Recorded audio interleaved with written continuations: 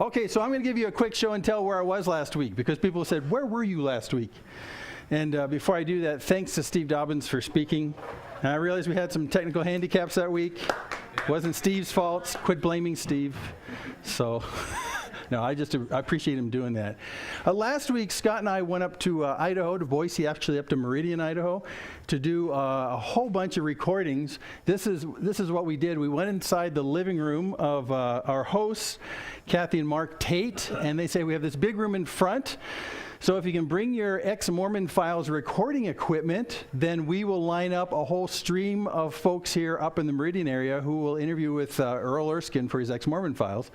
We have had for years people from outside the Salt Lake area, outside of Utah, actually say, we'd love to do an interview with Earl and tell our story of coming to Christ, but we just can't make it to Salt Lake.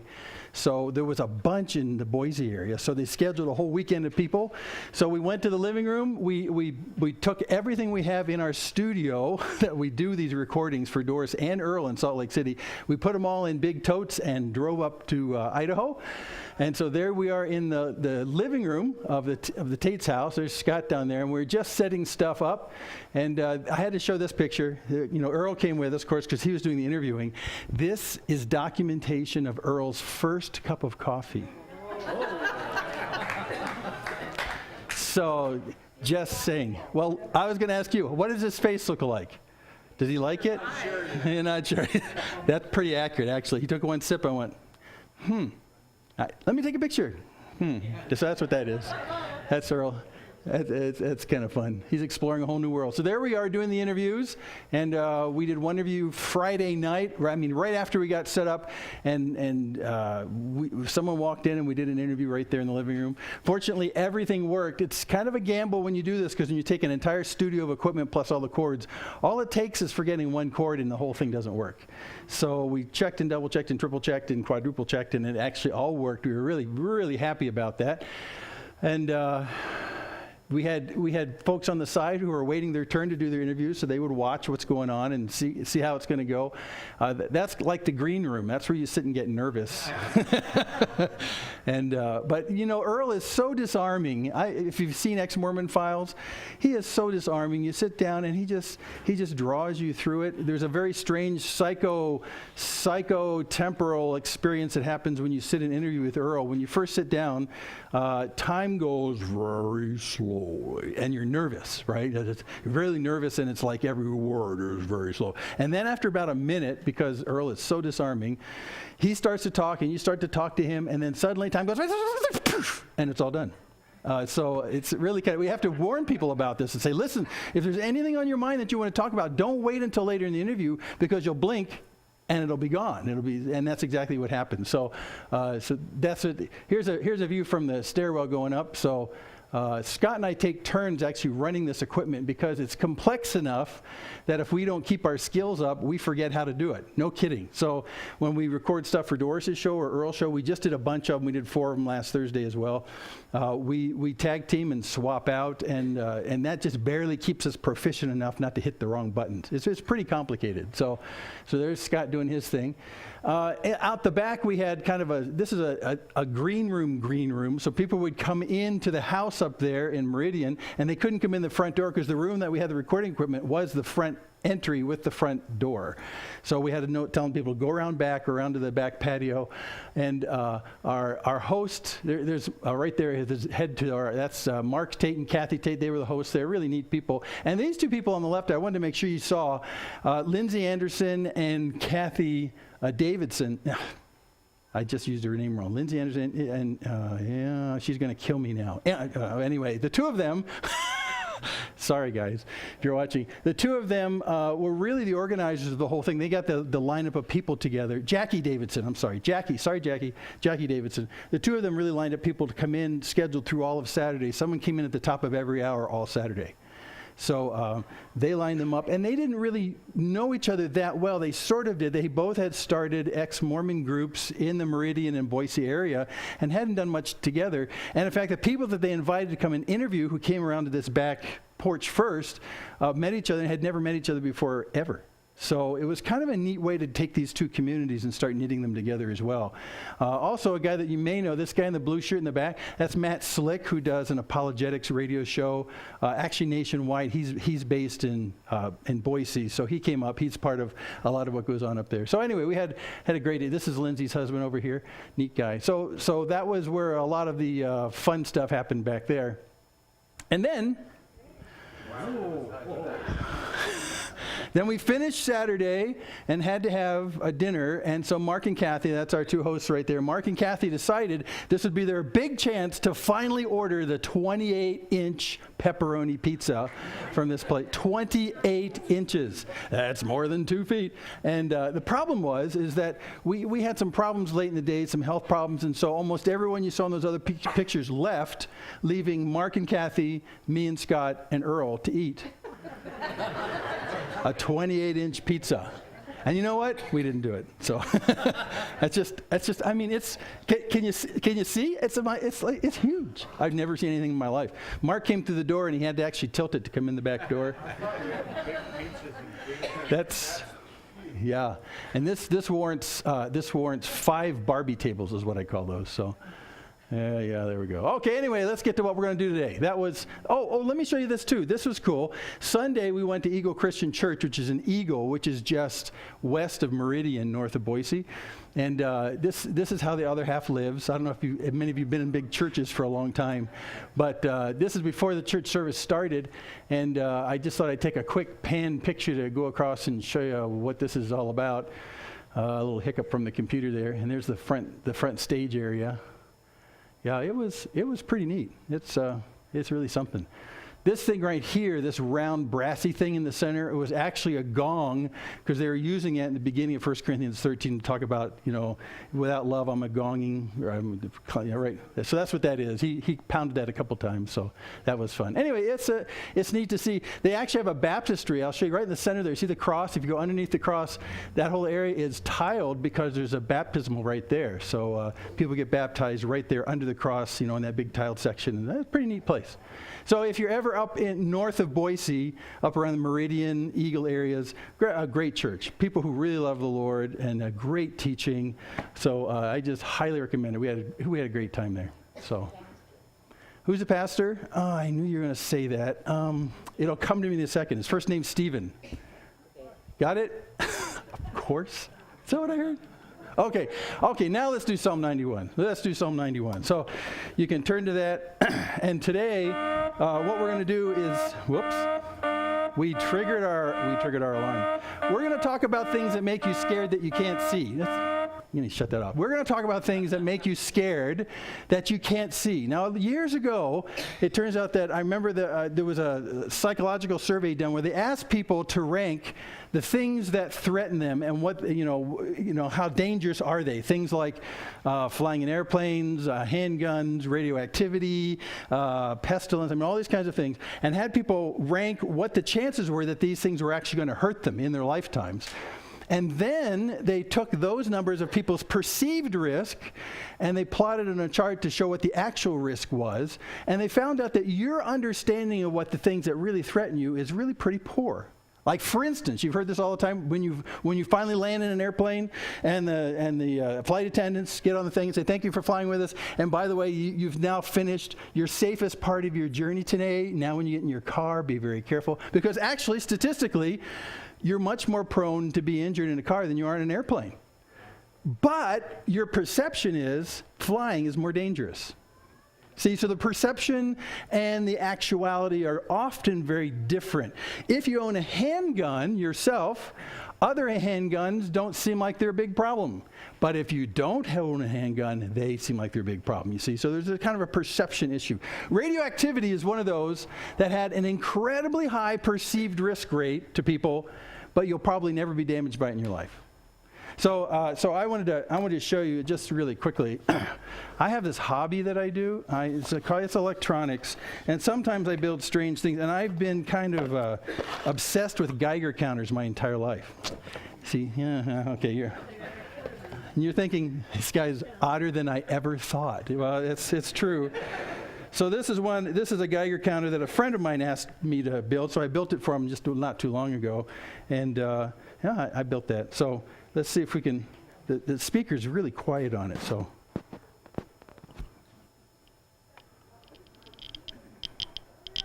Can you hear that?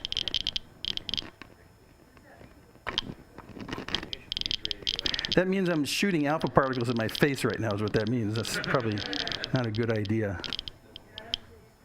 But this is the source of the radioactivity, and because it's invisible, most people are more scared of this. Don't aim at me. Well, it turns out these are, just to let you know, these are alpha particles. There's three kinds of radioactive particles, alpha, beta, and gamma particles. Alpha particles only go about half an inch in air. So they're going like, so they're not getting very far. That's why I have to actually hold it close to the counter. This comes out of your smoke detector. Really? Yes. So alpha particles are like big cannonballs that move really slowly. If they hit you, they'll hurt a little bit. But then beta particles are actually ionized electrons. They go much faster, but you can still stop them with like a couple sheets of paper. But then there's gamma particles, which are like sniper bullets, which will shoot through just about anything unless it's several inches of lead or several feet of concrete. And there's, don't aim that at me. So anyway, that's it. So why do I bring that up? For this very same reason. When you get to Psalm 91, he's going to talk about the things that scare you the most, and the things that scare you the most are the invisible things. And that's what he's going to really emphasize in Psalm 91, the invisible things. And are the invisible things clearly more threatening? Actually, they're not, just like the invisible things for us clearly are not that threatening. But the solution is invisible. It's not several inches of lead or several feet of concrete. It's God himself. So let's take a look, because this is, let me make one more comment before we look at it. The things that are threaten you, when they did that survey, they find out how poorly you kind of estimate risks in your life. What they found was, this is an interesting aside, the things that you have some control over, you think won't hurt you. Which is why when you get in a car, you feel invincible. But when you're next to a radioactive source, you can't do anything. So see, it really tends to lie to you about really how vulnerable you are. It's why in this Psalm 91, it's the invisible, uncontrollable things that wreak the most fear in our lives. And that's what he's going to address. Okay, let's take a look at it. So here we go, Psalm 91. We'll do a little bit of word study here, because this has got some stuff we've never seen before. He who dwells in the shelter of the Most High will abide in the shadow of the Almighty. And so he's starting, now if this is fearing things that are invisible, he's starting with his conclusion. He does this a lot in the Psalms. He'll actually give you the whole conclusion. You don't have to flip to the last chapter of the murder mystery to find out who did it. You can read the first verse of almost every Psalm and get the summary. This is also how journalists are taught to write newspaper articles. In the first paragraph, tell the whole story, and then explain it after that. So many times, did you know that? Journalism, if you read the first paragraph, and I don't know if they still do that anymore, that's how they're supposed to do it. It's fake news, yeah. I think actually what they do is they put their opinion first, and then they try and support it. I don't know. But anyway, that's how it works. So this is what he's doing. He's telling us the conclusion. He who dwells in the shelter of the Most High will abide in the shadow of the Almighty. So this shelter right here is a word we haven't seen before. It's this word that it's Bethather. It's Sather is the core word, and it means a secret place. If you've got King James, I think it's a better translation. That word is translated secret place. It's a hiding place. That's the same word that was used when you see the book The Hiding Place by Corrie ten Boom. It's from this. It's the hiding place.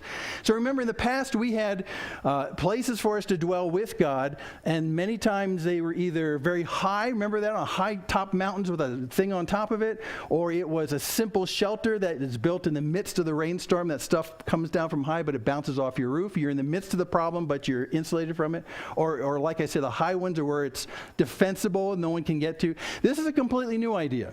This is the idea of going to the place where God actually hides you. He hides you from the things that are hunting you down to give you harm. He hides you. He hides you. He kind of tucks you away. That's the secret place. Sather is what that is. And the word Most High is let me look at this. This word, just to tell you, if you've got Bible study software, you can check these words out and see how they're used. Here's one, Jonathan and David, when David is being hunted by Jonathan's father, Saul. And Jonathan says, Saul, my father, seeks to kill you. Therefore, be on your guard in the morning. Stay in a secret place and hide yourself. So, again, one way to defend yourself is not so much to be armed with more power. If you can just not be found, That's the best. So he hides. And this is what God is saying about us. He is actually the place where we hide, and the other bad things can't even find us. And that's like the ultimate protection. In the Most High, this Most High is this word about lifted up. It's always about position. So remember, kings are placed high in court and peasants are low. So this really talks about the ultimate authority of God. The ultimate authority of God is there's no one higher than him. He's the Most High. He's the highest authority anywhere. There's no one above him. No one above him. There were no gods before him who were higher than him. Just saying. So, Elyon, that's what that is. And then we have this word Almighty. Now, we've never seen this before either. And this is the word Shaddai. Shaddai, right? El Shaddai. There was a very famous song years ago by Michael Card, Amy Grant? Michael Card? I don't know. Most of us are too old to remember this, so it just doesn't matter. Yeah, anyway, Shaddai. So Shaddai is it's actually a very controversial term with the rabbis. They look at this name for God, and they say, well, it could mean this, it could mean that, it could mean this, it could, well, and so actually my favorite of about 5 different explanations is if you chop it up, the she part in the beginning and the die part at the end, the she part in the beginning means basically who is, who is that? Shai is what that is. And the last half we've seen before, this die part, I sang this a while ago, Dayenu. It's the idea of being enough. If you ever go to a Passover Seder at a Jew's house, you'll sing a song, Dayenu, which means enough. So basically, the name broken apart by most rabbis, they'll say it means he who is enough. Or self-sufficient, right? Or all those kinds of ideas. He is enough for everything. He who is enough. So Shaddai always points to basically a provision from this God. Is there anything that God can't do that you have to go anywhere else? And the answer is no, because he is enough. So that's the idea of Shaddai. By the way, before we go any further, we've also looked at the word, other names for God, Jehovah. Well, in fact, we'll see that in a second, and so many more. And so you say, well, what is really the name of God? What's the name of God? And if you look at the Old Testament, it seems like there's like a dozen of them. So which one is right? They all are.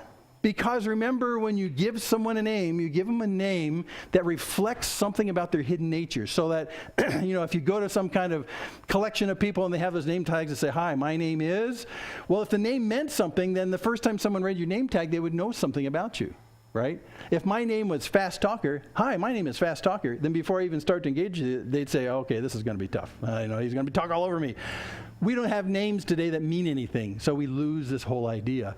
So in the Old Testament, when you see the names of God, they had to come up with over a dozen of them, and actually more depending on how you count, because no one name was sufficient to capture all of who God is. Is he sufficient? Yes.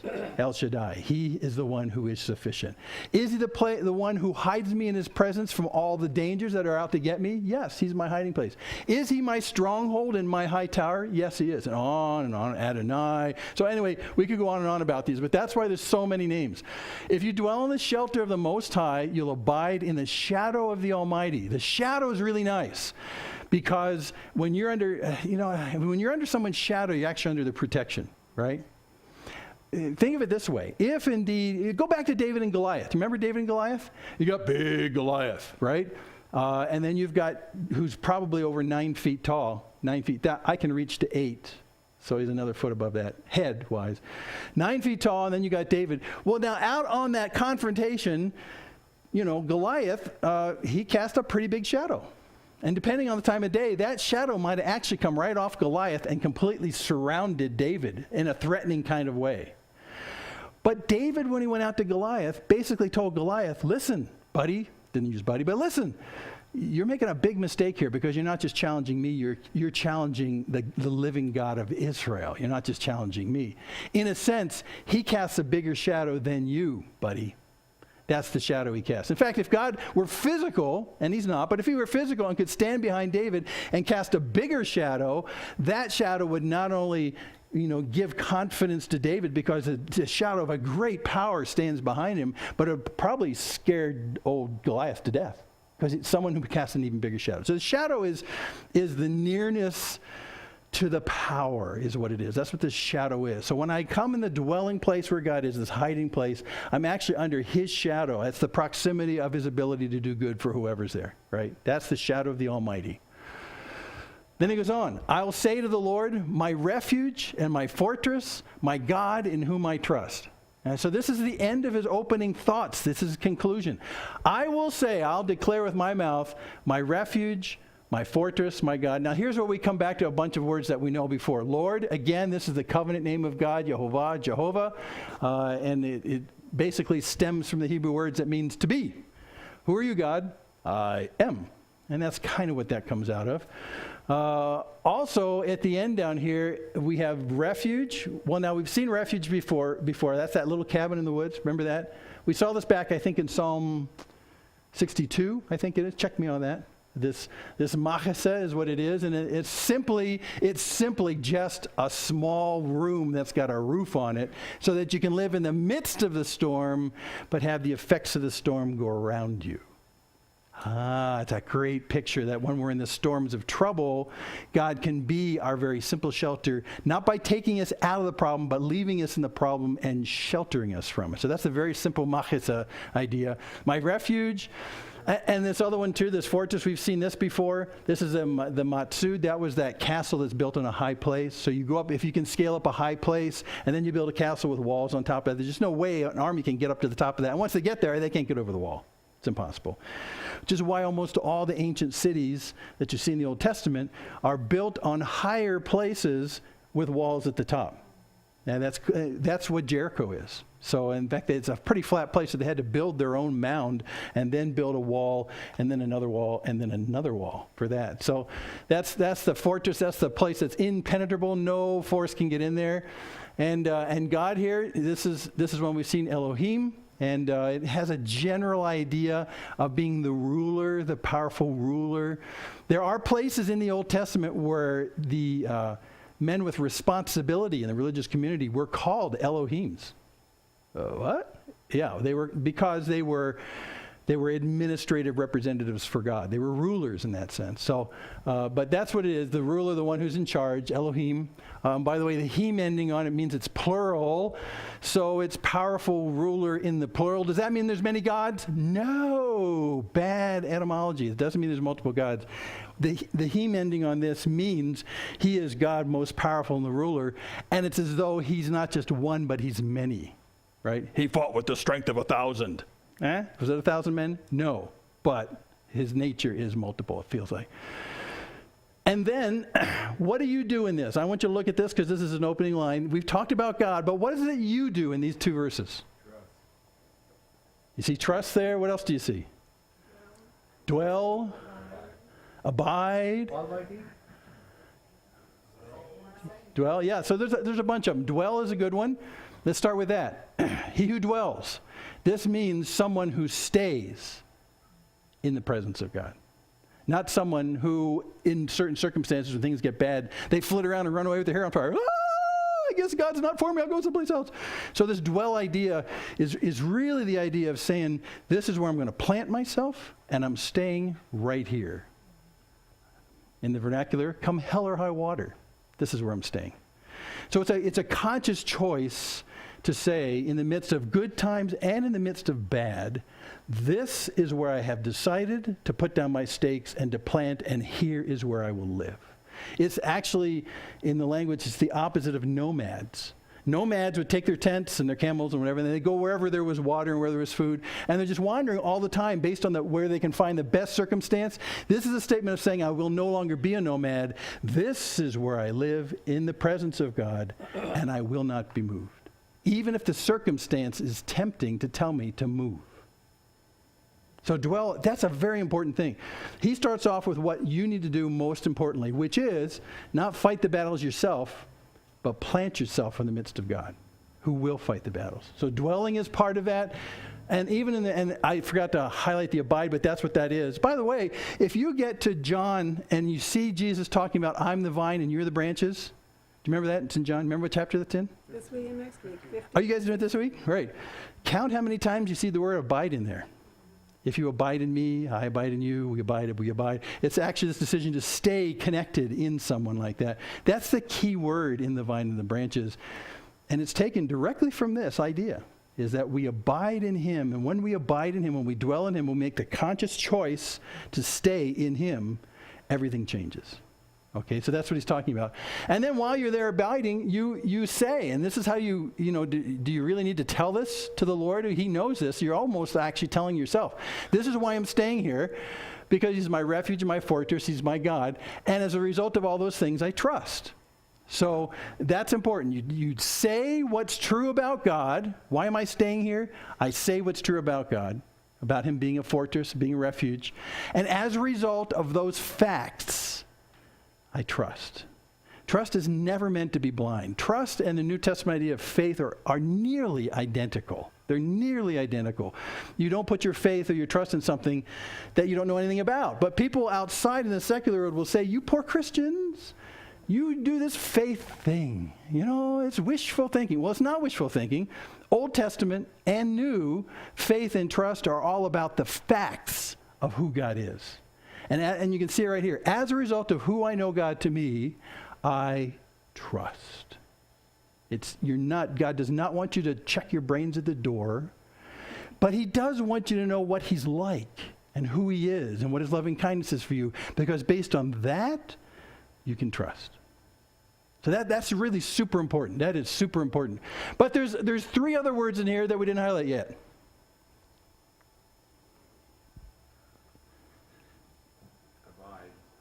Well, I forgot that one. That's my error. But you're right. I forgot about that. But there's three others. They're the same word, in fact. Yeah, it's the word my. Because he doesn't say a refuge. He says my refuge. There is a very important possessive word right here that connects you to the nature of God. I don't just sit here and recount the facts about God.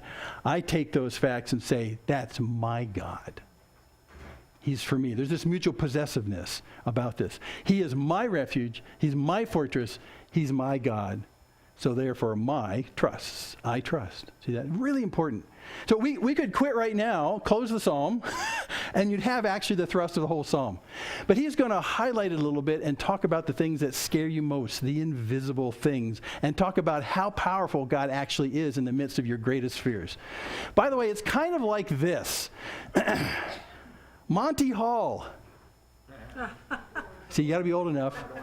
He did a show called Let's Make a Deal. Let's Make a Deal. And in part of the show, what he would do is he'd just make you crazy. He'd have a contestant right there. He said, okay, on the stage, there's 3 doors. Door number 1, door number 2, door number 3. You don't have any information about those doors, but you have to pick the door. Remember this show?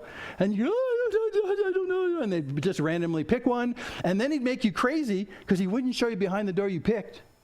And he'd say, well, let me show you what's behind one of the other doors. And he'd open it up, and it'd be a bad thing. So now you know that your door, or the one door that's left, is the good thing. Actually, they call this is a very famous kind of mathematical conundrum, because years ago, I think it was back in the early 90s, this woman who had this column in Parade magazine, someone asked her, let's say you're on Let's Make a Deal, and Monty Hall says take door number 1, 2, or 3, and behind 2 of the doors there's goats, and behind one door there's a car. Now, what if you pick door number 1, and then Monty goes to door number 3 and shows you it's a goat?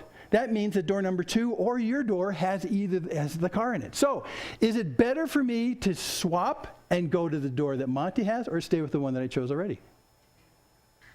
And that caused one of the craziest popular intellectual debates in human history. Because actually, it's higher statistics if you change.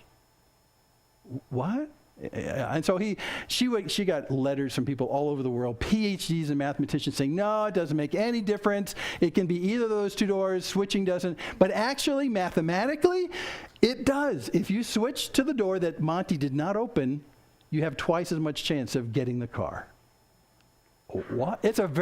You can go online and find this. I think it's called Monty's Problem or Monty's Paradox. I can't remember what it is. It comes from Monty Hall from Let's Make a Deal. Anyway, so here's the 3 doors you're behind. You are in the midst of the worst circumstance in your entire life. I mean, you've got the radiation alpha particles of the decade pummeling you silently, and it's causing you. So you got to figure out how to get out of this problem. And many of us here have recently or are right now in the midst of problems. Now you have one of three choices. You can do it yourself. But that's door number one. But you already know that's a losing proposition because you see that you can't handle it. So door number two is bring in a whole bunch of other people to help you. Not a bad choice, but even still, the circumstance can be so crazy. Door number three is give it to God. Now, in Monty Hall, you don't know which door to pick because you have no information. But if someone told you door number three is going into the hiding place of God, you'd say, oh, it's easy, door number three. Why?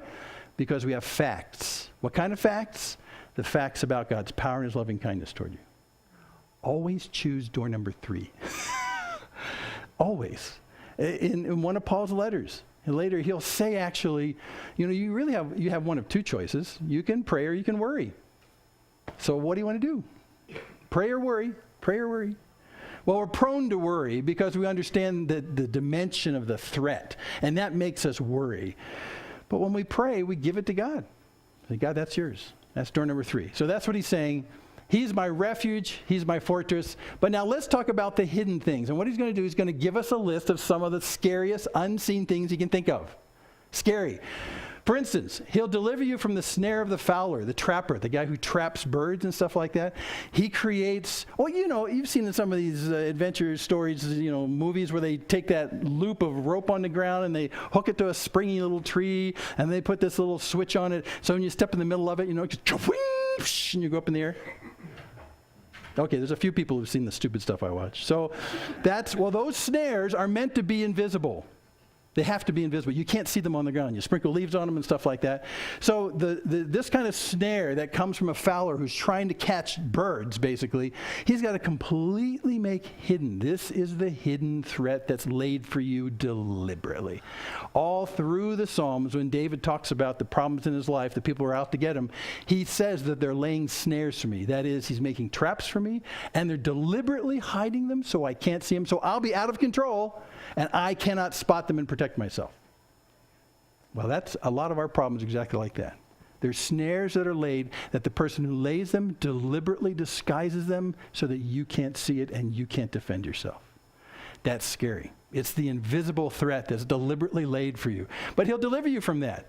And from the deadly pestilence. Pestilence is smallpox or whatever. It's basically diseases.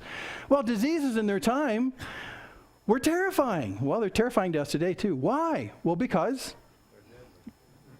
they kill and you can't see them. They kill and you can't see. They just come upon people, whole villages. They're like an enemy that comes into the village, and they don't come in with spears and shields and swords. It just comes in and kills. See? So that's the epitome of the hidden danger, pestilence. He's going through the hidden danger list.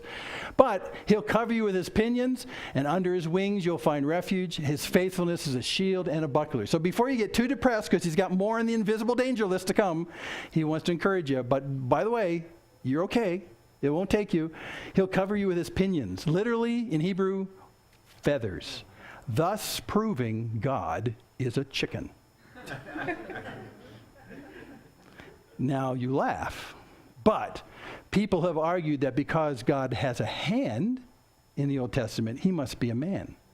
Because God has a face in the Old Testament, he must be a man. Well, if you're going to use that argument, I mean a physical man, if you're going to use that argument, then you got to quote Psalm 91 and say, but he's got feathers, so he's a bird. Well, no, these are being used metaphorically, okay? He knows what they have seen and we've seen, that he covers you with his feathers. Under his wings you'll find refuge. Right there, he's actually drawing a picture for us for a bird that protects its young, right? Right? Come on. It takes the feathers, covers up. He's going back to his hiding place idea in the very first verse. So the way that he does it is something that God has deliberately put in nature for us to see. Look at a bird that's got chicks. What do? He takes his feathers, covers them. Pinion actually is wing right there. So under these wings, the wings and the pinions are feathers. So they covers them completely up, and God brings you near and close and protects you. Why? Well, in the bird sense, In bird sense, raptors, flying birds who circle high above, their easiest prey are the smallest things. So sometimes, a raptor, depending on its size, like it's a falcon or something, a falcon's pretty small. A falcon can't pick up a grown chicken, but a falcon can pick up a chick. And they have incredible eyesight, and they circle all the time looking for something small enough they can pick up. And if the chickens are running around the yard away from mommy hen chicken, they'll get picked off in an instant. So what does the hen do? The hen brings the chicks in close so that they're hidden. They're hidden. So we're back to the hiding idea. And his faithfulness is a shield and a buckler. Well, this is back to the kind of the warfare thing. The shield is purely defensive. The buckler we think is defensive too, but this is the only word, this Hebrew word, this buckler is used in the entire Old Testament. So we're not totally sure what it is, but they seem both defensive in that sense. It doesn't say spear and sword. So we're back to defensive. So the real defensive nature that God does for us in protecting us is like a shield. It covers and it keeps away. So that's what he's saying right here. Now let's go back to the scary list. You will not fear the terror of the night. What terror? Well, just about anything you can think of. Yeah. The kind of stuff that when you lay down in bed at night, you don't close your eyes. Right? That's the terror at night, okay? This can also have a double meaning in terms of nightmares and that kind of thing. But the thing is that when you go to sleep at night and you close your eyes, you are totally defenseless. Now, they say that there are some mountain men who learned in the Wild West to sleep with one eye open. I think that's a lie myself. but that's the whole idea. When you go to sleep, when you close your eyes, you're defenseless. This again is the hidden danger. And at night, even if you kept your eyes open, unless you have lights on, you still can't see. That's the terror of the nighttime. It's the worst of all the worst. You're defenseless. There's no way you can protect yourself. The terror of night, that is a horrible fear. Nor the arrow that flies by the day. Well, why is that a terrifying? That's not invisible. Well, yeah, but can you dodge one? No. And in fact, he's getting more at another issue with arrows. And this, think of yourself as living in a walled city, and you're at war with the people outside the city, right? And they're out there, they're probably laying siege to you. They're not letting you go in or out, so you can't get water or food and stuff like that. So you hope your stores are more long-lasting than their intention. But they're out there, and there's usually this standoff that happens inside the closed, walled city. This would be like Jericho. You're inside these walls, and they do a really good job protecting you. And yet, what happens in this warfare is just to keep you terrified enough, they would not only sit out there and wait for you to eat yourself to death, every now and then they would just launch an arrow over the wall. Excuse me. And it would come down. And you'd have to live inside that wall city with the terror that at any moment an invisible weapon is going to come over the wall and kill whoever's out in the open. That was terrifying. Absolutely terrifying. To this day, if you go down in Israel, there's a faction of the most militant part of Hamas that's in Gaza, and all they do is set up rocket launches into Israel. It's literally launching these kind of arrows into Israel. And they aim at the closest city down there, which is Sderot, and they shoot at that. And there have been thousands, you don't hear this in the news, thousands of these rockets that have been launched out of Gaza aimed at Sderot. And so when the radar from the Israelis see a rocket go into the air, I mean, it's a seconds warning. People in Sderot, especially kids in school, have to go into protected places inside because you don't know where the rocket's going to come down. It's the same idea as these arrows. They come from nowhere without warning, and they can kill, and you're totally defenseless. Totally defenseless. The arrow that flies by day, nor the pestilence that stalks at darkness. This is actually back to the pestilence before. This is the disease. It stalks in darkness. That is, it seems to move unabated and invisibly, and you can't see it. And you're someone in your family may die, say from smallpox, but you don't. And then your mother or father does, and then a friend over there does, and there seems to be no rhyme or reason. It seems to stalk and take whoever it wants, and you are totally helpless. Pestilence. Terrifying. Terrifying. Nor the destruction that lays waste at noonday. This is his last. This is a complete list of terrifying things in ancient living. What is this destruction that wastes at noonday? It's his penultimate highest statement of the things that should make you fear the most. One time you're here, and the next, the whole village is gone. Is it a specific destruction? No. It's just one day they were there, the next day they're not. And it can be at noonday. You can have a whole bunch of people just die instantly for no reason at all. Now, this didn't happen too often, but what he's getting at is the point, is that there are things that stalk us that want to take us down. And then this last statement, the biggest statement is that even at high noon, the whole village can be laid waste. Now, if that doesn't terrify you, nothing does. So in the face of all these multi-pointed fears and dangers, the invisible things, this to him is the list of all the things that you can't do anything about to protect yourself at all. So, I mean, you can go down to the gym, you can build some incredible guns right here, right? You can learn how to sword fight and all that kind of stuff. You can get the best defensive equipment ever, but it have nothing to do with any of this stuff. You're still defenseless. Your greatest ability to defend yourself is useless in this circumstance. So he says, what you need is a God who will hide you. That's your best defense. It's very much about what God can do in opposition to what you can do. And it's saying, God, this is yours. This is your battle. It's yours. So that's his terrifying list. If he lived in the 20th century, he would have put up their radiation. Okay. Now, it has nothing to do with the odds, is the next thing he talks about, in terms of whether you'll live or die in the face of all these hidden things. He says, in fact, it's like this. Whatever this threat is, 1,000 may fall at your side, 10,000 at your right hand, but it will not come near you. So he's actually talking about odds. He says, if your whole village, let's talk smallpox again. If your village is 1,000 people, which would be a big village, and they all die, then you'll look at that and say, well, the odds are I will too, because it's afflicted everybody. So I guess I'm toast. And he says, no. In God's economy, when he hides you, there can be 10,000 that fall, but he sees you and you won't. Why? Well, he gives you a clue right here in the next line. You'll only look with your eyes and see the recompense of the wicked. So what he's getting at is in the larger scheme of things, God sees the wicked and he sees the righteous, and he doesn't make a mistake. And even if you live in the midst of 10,000 wicked, he still sees you. Okay, so it's not an odds thing anymore. So you don't have to work the odds when it comes to these dangers that come upon you, because God will work to hide you against all the other odds.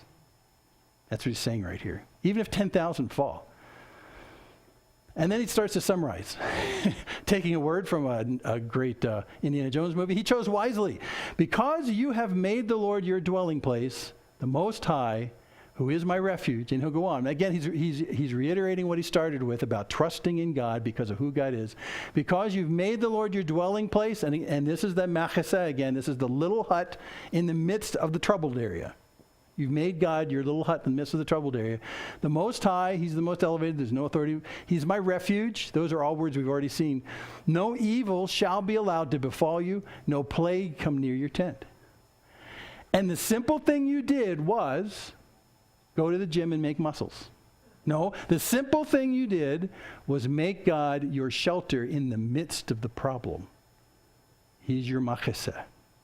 He's your shelter. That's all you did.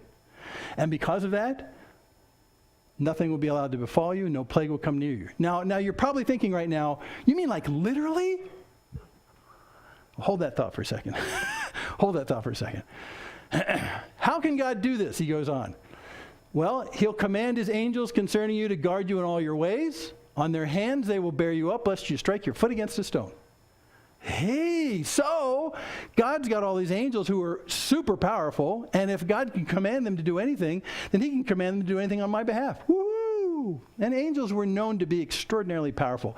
If you look at near the end of, middle of David's life as he's king of Israel, there is one point where, he does some remarkably bad things, and God gives him a choice about how he wants to be disciplined in the nation.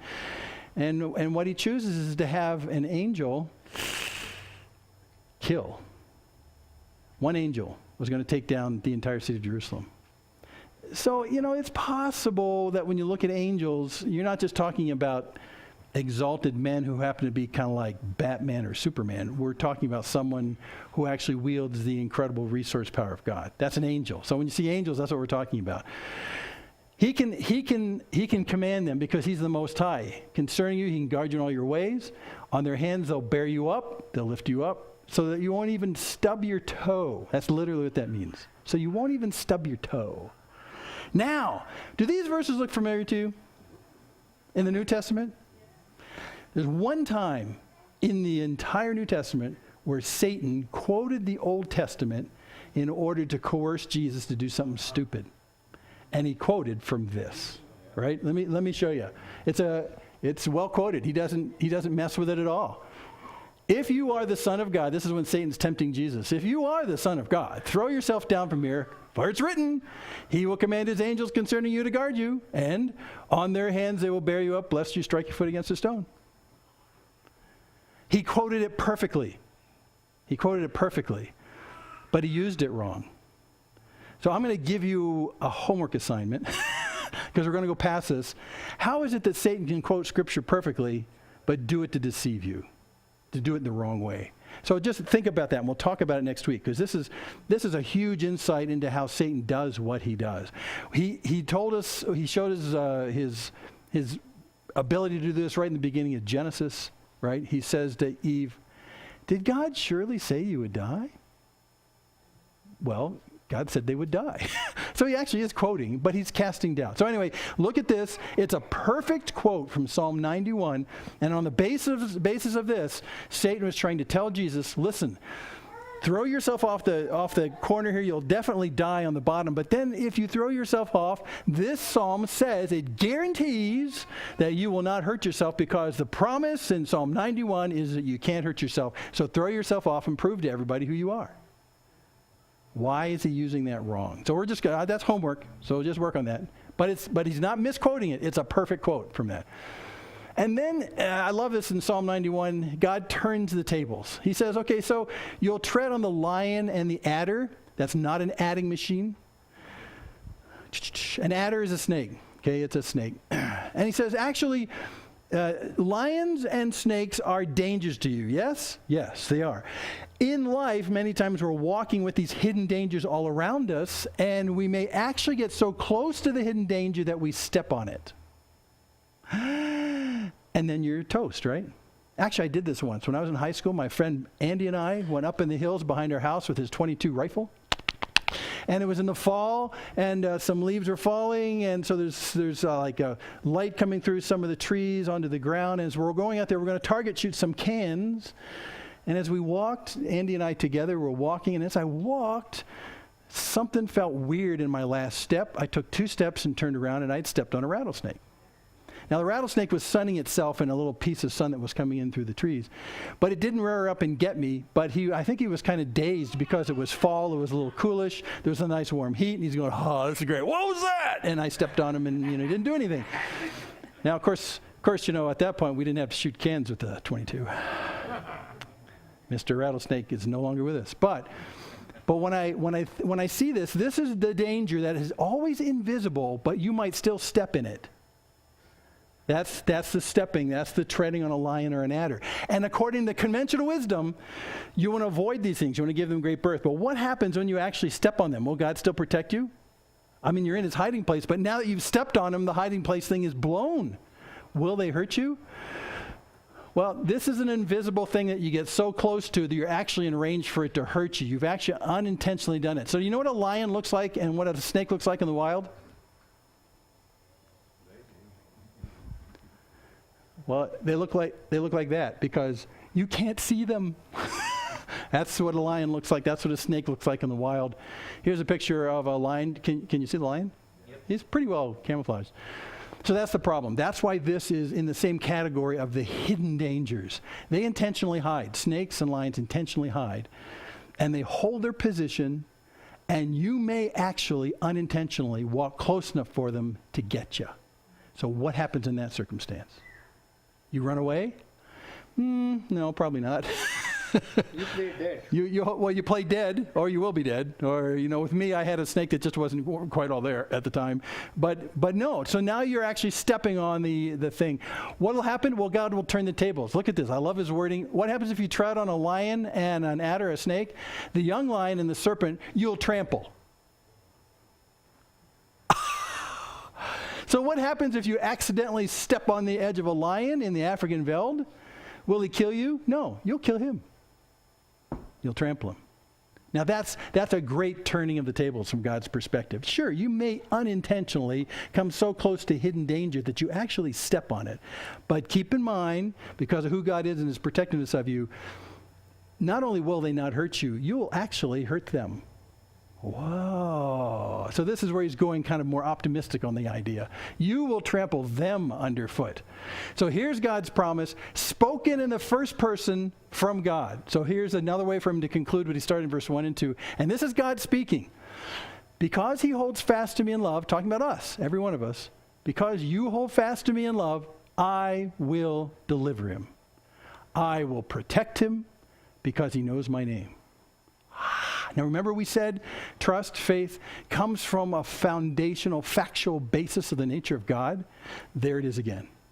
He says, I'll protect him because he knows my name. Now remember, a name is a reflection of the characteristics of God. He's my high tower. He's my machaseh. He's my shelter. He's my stronghold. He's my refuge. He's all of these things. I know God's name. I know who he is. My faith is not poorly based. It's based on a God who loves me and can do these on my behalf. I know his name. And God says, since you know my name, I'll protect you. Because you're putting your trust in him. God continues in the first person. When he calls to me, I will answer him. Just as an aside, if you're in the habit of marking passages of Scripture that help you out, I like this one because many times when you're in the middle of really bad situations and you pray and nothing seems to be coming back, I go to this verse and say, listen, I'm calling to God and he will answer. He will. He'll answer. There's no conditionality in here. I've placed myself in his trust. I call to him. He might answer if he's not busy with a whole bunch of other people who have problems. No. In fact, that was my concept as a kid. I thought, how can God answer all these phone calls from the prayers of all these people? He must be at a gigantic switchboard going like this all the time. Hello, can I help you? Can I put you on hold? Hello, can I help you? Can I put you on hold? But God doesn't have that problem. It's as though you're the only person on the switchboard. You call, he answers. That's how it works. I will be with him in trouble. Now notice what that does not say. It doesn't say, I will keep him from trouble. Well, rats, I was hoping this would be a really upbeat morning. It says, I'll be with you in trouble. There is, in a very strange way, a way in which God looks at this fallen place that we're in that has all of the injustice and sin and ugliness that's here. And in a strange way in his economy, he's determined that it's better for us to stay here for a while and for us to be with him while we're here. And Jesus prays this too. Jesus, when he prays for the apostles in John, he doesn't say, I'm not praying for you to take them out of this place. Remember that? So there is something about this place, believe it or not, that's so ugly and up to your hips and bad stuff. That's actually good for you if you walk through it with God. And he's saying, he's making his promise, I will be with him in trouble. It doesn't mean you'll avoid trouble. In fact, if you look at the early church after Jesus is resurrected, and I mean, you just look at the lives of the apostles, all of them except John died martyrs' deaths. Their lives got harder and harder and harder. God didn't talk to them and say, okay, I want you to go out and spread the good news to everybody. And by the way, nothing will hurt you. Everything will be just fine. You'll be like Superman. You'll have X-ray vision and you can jump tall buildings with a single bound. And he doesn't do that. In fact, the life gets really hard for them.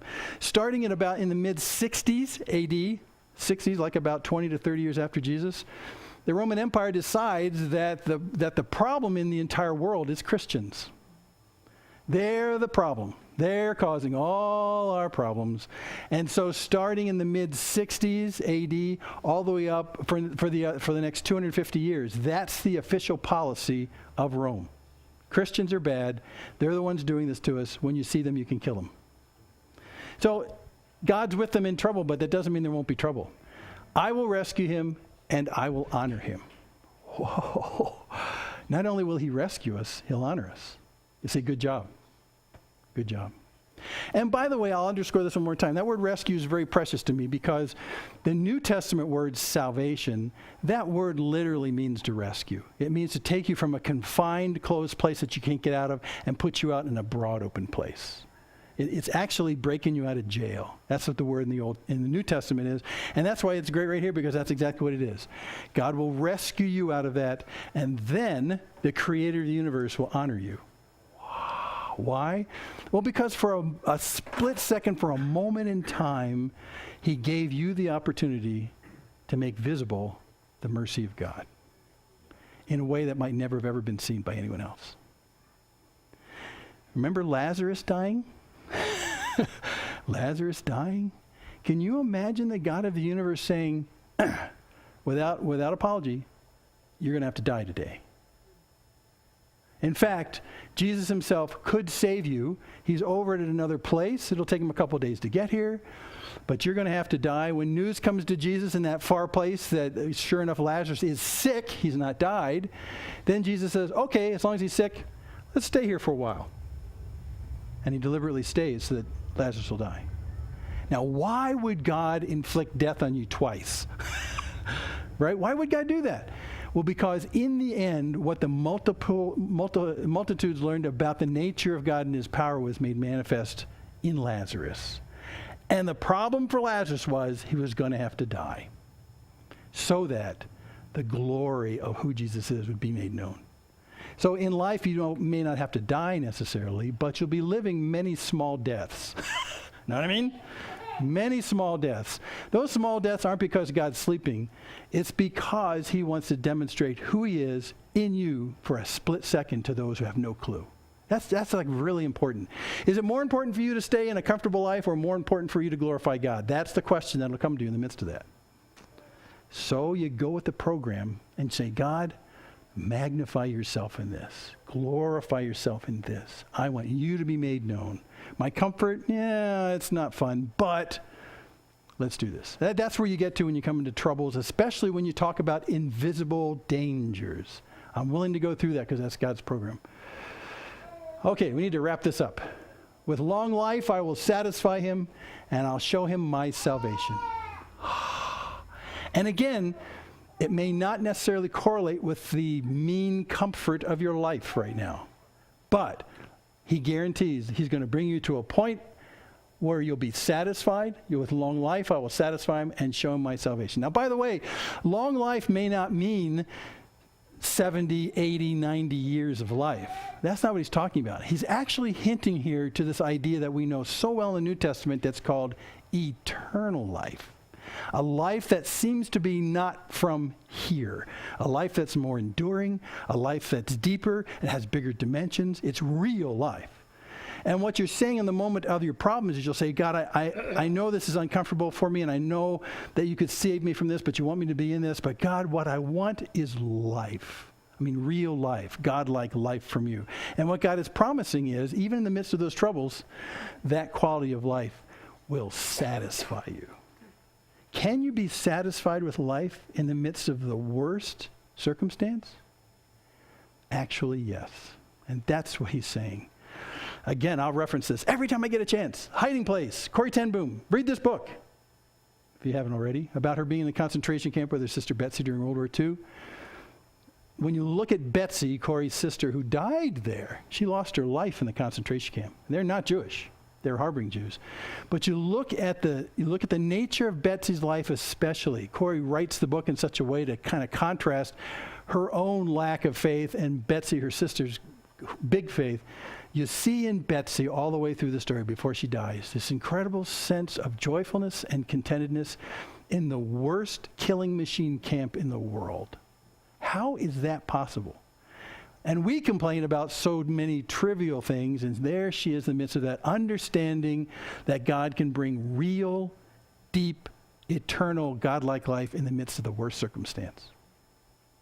By the way, too, and just one aside, and then we're going to quit on this. We talk a lot about the difference between joy and happiness. Is joy happiness? No, not actually. It's not.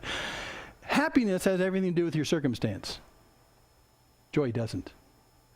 Joy is this sense of contentment and hopefulness that comes from the fact of who God is and the fact that you're his child. It has nothing to do with your circumstance. Happiness is all circumstance. So there is a possibility that you can find real life in the midst of the worst circumstance, and that's all he's getting at. He'll show my salvation. Okay, we need to quit. Let me just show you one thing, because this just kept ringing out to me over and over again as I'm reading through Psalm 91. I keep hearing Paul writing. Where? Well, right here. In Romans 8, he says, as it's written, for your sake we're being killed all the day long. We are regarded as sheep to be slaughtered. Now there is an upbeat message. But he's saying it in the midst of this very optimistic message about God being our hiding place. Remember what we said before, does this mean that I'll never suffer harm? No. It doesn't mean you won't suffer harm. And in fact, when Paul is really upbeat about God as his hiding place, he actually quotes the Old Testament for us, saying, listen, your circumstance may be as bad as a sheep who's ready to be slaughtered. That might actually be the reality of your existence. So do we have a reason to be upbeat? Well, go one verse before this. This is Romans 8. He says, who shall separate us from the love of Christ? Tribulation? Distress?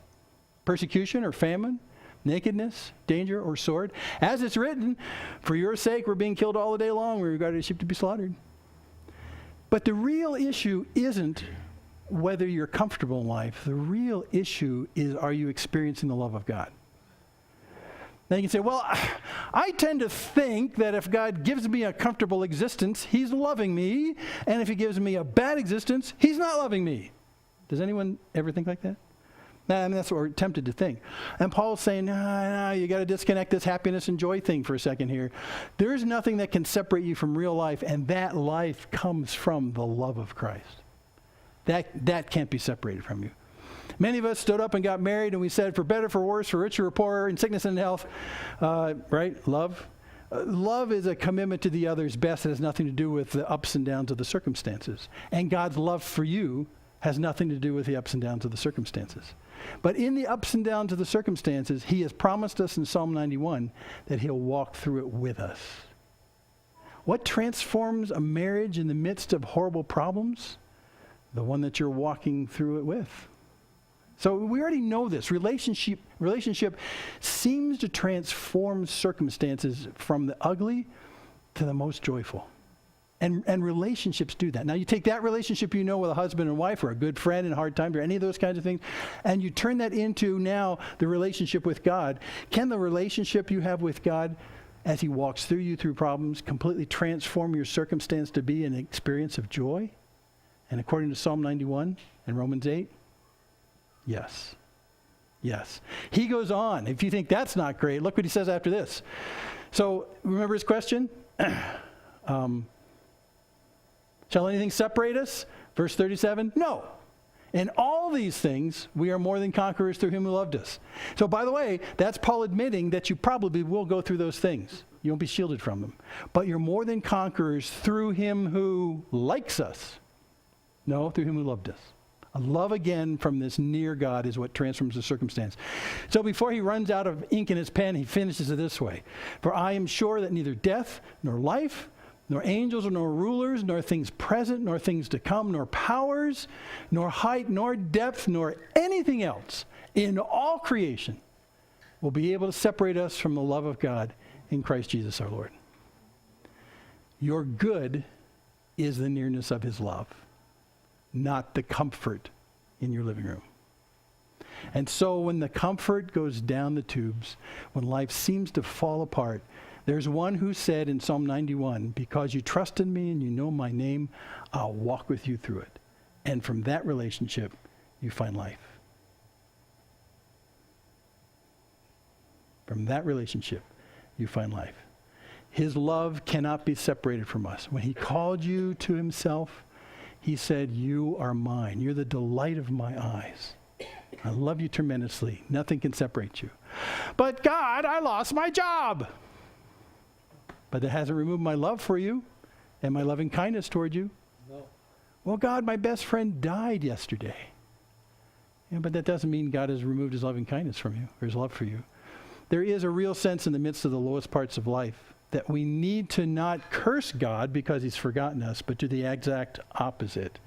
We need to draw near to him and say, will you walk with me through this? And then life happens. It does. I look at this, I look back on my life too, and I see those really deep places, and you've probably had lots of deep places in your past. if you're like me, you probably erred several times and got close to cursing God because it seems like he was asleep at the wheel. He could have prevented this, and you know he could prevent this, but he lets it happen. And you have the choice of either cursing him, trying to handle on your own, or say, God, I don't understand this, but you promise you'll walk through it with me. Will you walk through this with me because I don't understand? And as you walk through it with him, the sweetest times in your relationship with God you'll ever experience is during those lowest times. So why would God keep you from the low times when that's when you get the clearest picture of God's loving kindness? Really? It's a paradox of the Bible. And that's how it works. And in fact, the flip side is there's a great danger for us in our comfort and in our wealth when we no longer need God and we see no immediate reason to turn to him because we can't go to sleep at night. Because we got plenty of food in the barn and lots of money in the bank. So in fact, biblically speaking, that kind of wealth, that kind of excess, that kind of comfort is a danger to our souls in relationship with God. Because then eventually, the grain in the barn becomes your God and not God. So when you come to tough times, even if they're tough times that come from hidden dangers, the radiation of life that you can't see that's punching holes in you, just ask God to walk with you through it and to deepen your relationship with him. And because you know his name, he'll answer. And he'll do exactly that. Exactly that. He'll do it. We're going to sing this last song because I just love this. This came from Psalm 62. But look at how the words even from Psalm 62 in this song just dovetail with this. For God alone I wait in silence. That's how you set your machasa, your resting place, right? You come to him in silence and in hiding. My soul is still before the Lord, which is something you have to do when the threat just rocks your world. He is my rock. He's my salvation, my freeing place. He's my fortress strong, and I trust in him. Why? Because the facts are, he loves me. He loves me. I trust in him. Okay, so as you guys come up to sing this, let's pray and we'll move on. What a great psalm. Gosh, what a great psalm. Lord, we want to be people who dwell in your hiding place rather than run around with our hair on fire when things fall apart. And Lord, we admit there's a lot of threats to us that we probably don't even know the half of, and yet we think that we're capable to handle them until they wreck our lives, until they destroy our worlds. Lord, from you and you alone we find peace. From you and you alone we find refuge and a cover over our heads in the storms of life.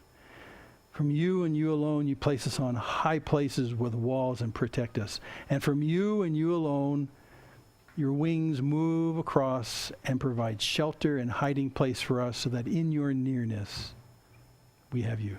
Lord, we trust you. Continue to train our hearts in turmoil and trouble to turn to you first, to go to door number 3 and say, I'm choosing him because I know him, because I know his name, because I know that he's committed to me, because I know that there's nothing that can separate me from his love, including all of this. Lord, make us people who are quick to trust and slow to fear. So thank you for this now in Jesus' name. Amen.